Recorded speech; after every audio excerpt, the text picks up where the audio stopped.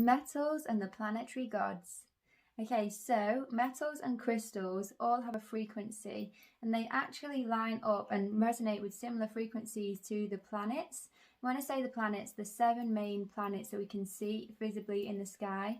So that's the Moon, Mars, Venus, Jupiter, Mercury, Saturn, the Sun, and that's it. So each of these have a corresponding metal and crystals, and if you wear the specific metals or crystals on that particular day that lines up to the particular planet, then you can more readily channel the energies of that planet on that day.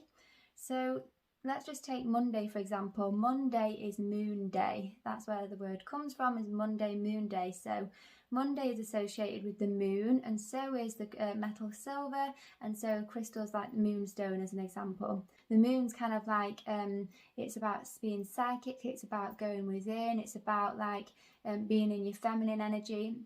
And Mondays can kind of feel a bit more like dark and wanting to go within and that kind of a thing. So Mondays would also be good days to do meditations and stuff because of the psychic energy of the moon, and obviously Monday's governed by the moon.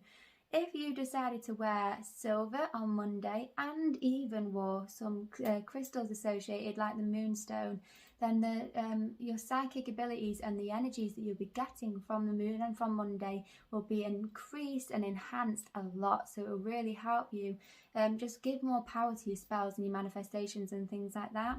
So Monday is the moon, Tuesday is Mars, and the metal is iron.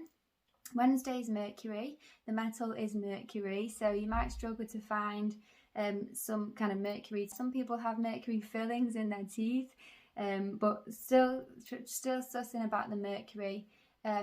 Thursday is Jupiter, and that is tin. Friday is Venus, and that is copper.